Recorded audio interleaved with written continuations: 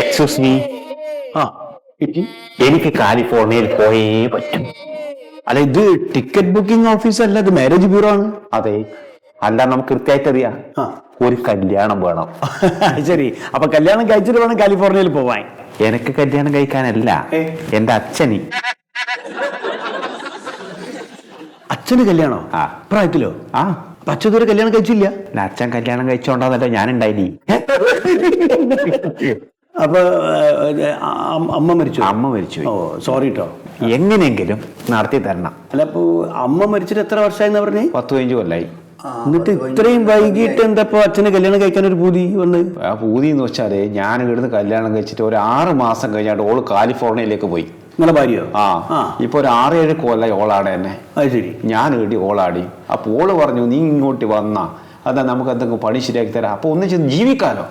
ഇയാൾ വയസ്സ് ആയല്ലോ, ഇനിയിപ്പോ പ്രശ്നമില്ല. അപ്പൊ എങ്ങനെ ഒന്നിച്ചൊരാള് വേണ്ടേന്ന് പറഞ്ഞിട്ടാണ് ഞാൻ ഈ പരിപാടി എടുത്തത്. അപ്പൊ വീട്ടിൽ നിർബന്ധം, മൂപ്പർക്ക് കല്യാണം കഴിച്ചേ പറ്റൂന്ന്. ഞാൻ പെണ്ണിനെ അന്വേഷിക്കുമ്പോ എനക്കൊരു അബദ്ധം പറ്റി. അതായത് ഞാനൊരു മാട്രിമോണി പോയി രജിസ്റ്റർ ചെയ്തു. അപ്പൊ അവരൊരു ഫോണിൽ നെറ്റിൽ തന്നു ഫോണ്. അപ്പൊ എന്റെ ഫോൺ നോക്കുമ്പോ ഒരുപാട് നല്ല പെണ്ണുങ്ങള്, നല്ല സുന്ദരിമാരായ ഐശ്വര്യ രായിനെല്ലാം പോലത്തെ സുന്ദരിമാരായ എന്തൊരു ശൈലിലെ പെണ്ണുങ്ങള്. ഭയങ്കര സന്തോഷമായി. അത് വീണ്ടും ഞാൻ അവിടെ പോയാലും പറഞ്ഞു, 10,000 ഉറുപ്യ തന്നാല് നിങ്ങൾക്ക് ഇതേത് പെണ്ണിനെ വേണമെങ്കിൽ നിങ്ങൾ കോണ്ടാക്ട് ചെയ്യുക, കല്യാണം കഴിക്കാൻ പറ്റുമോ, ഒരു പ്രശ്നമില്ല എന്നാ പറഞ്ഞത്. ഞാൻ പറഞ്ഞു അങ്ങനെ പ്രശ്നമൊന്നുമില്ല. ഞാൻ 10,000 ഉറുപ്യ ഇല്ലാത്ത പൈസ, അന്ന് പൈസ ഒന്നും ഇല്ല, അച്ഛന്ന് 10 പൈസ തരില്ല. ഇങ്ങനെ കാണുന്നില്ലോ, നമ്മളിപ്പോ അച്ഛന് വേണ്ടി ത്യാഗം ചെയ്യുന്നു കല്യാണം വരെ.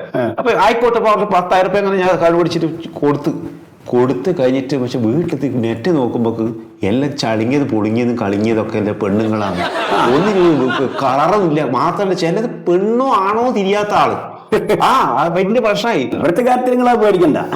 അച്ഛന്റെ കാര്യത്തിൽ നിങ്ങൾക്ക് ആ പേടിയല്ലുള്ളൂ. അച്ഛന്റെ കാര്യത്തിൽ എങ്ങനെ കൊണ്ട് നല്ല ശരിയാക്കി കൊടുക്കണം. ഇതിപ്പോ ഭർത്താക്കന്മാര് മരിച്ച ഭാര്യമാരെ നോക്കാലോ അല്ലേ? ഇനി ഭർത്താക്കാനോ മരിച്ചതോ അങ്ങനെ ഭാര്യ മരിച്ചതോ അങ്ങനത്തെ ഒന്നും നോക്കാനില്ല. ചൊവ്വയോ ബുധനോ വ്യാഴോ വെള്ളിയോ അങ്ങനത്തെ വിഷയം അത് പറ്റൂല. തരക്കേടില്ലല്ല. ഭർത്താക്കന്മാരെ മരിച്ചൊന്നും പറ്റൂല. എന്ത്? അല്ല അതെല്ലാം ചൊവ്വയില്ലതും പറ്റൂല. ചൊവ്വയില്ലതും പറ്റൂലേ? ചൊവ്വയില്ല പിന്നെ ഞാൻ ഉടനെ ചാവാനാ. ഇതെല്ലാം പറ്റുന്ന ഉറച്ചിട്ടല്ലേ വീട്ടിൽ നിന്ന് ഇങ്ങോട്ട് കീനി. അത് പറ്റൂല. ഞാൻ അന്നേരം പറഞ്ഞു നീ എടുത്ത് കേൾക്കുക. അല്ല, നിങ്ങൾ കച്ചവടം ഞാനൊരു പണി ചെയ്യാം. ഒരു പെണ്ണുങ്ങൾ ഉണ്ട് ഇവിടെ. എനിക്ക് കാലിഫോർണിയയിൽ പോയേ പറ്റൂ. അച്ഛൻ എങ്ങനെയെങ്കിലും ഒരു പെണ്ണ് ശരിയാക്കി കൊടുക്കണം.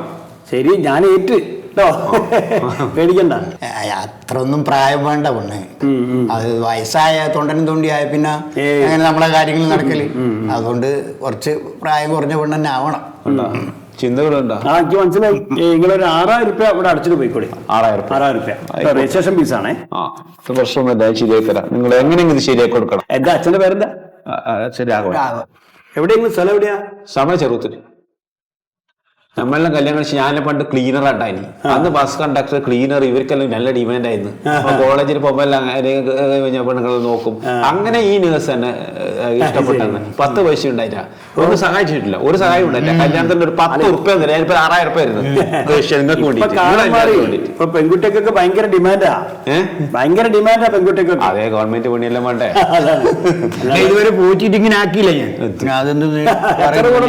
എങ്ങനെയെങ്കിലും ശരിയാക്കി വെച്ചാ പേടിക്കണ്ട. ഒരു ഞാൻ ശരിയായി തരാം. നിങ്ങൾ കഴിവിന്റെ പരമാവധി ഞാൻ ശ്രമിക്കാം. വീട്ടിൽ പോയിട്ട് ചൊറാക്കല്ലേട്ടാ, പറഞ്ഞോണ്ടിരിക്കല്ല. കല്യാണം കല്യാണം കല്യാണം എന്ന് പറഞ്ഞോണ്ട് 65-ാം വയസ്സിൽ കല്യാണം കഴിക്കാൻ പൂതി. ചെറുപ്പക്കാരികളെ വേണം.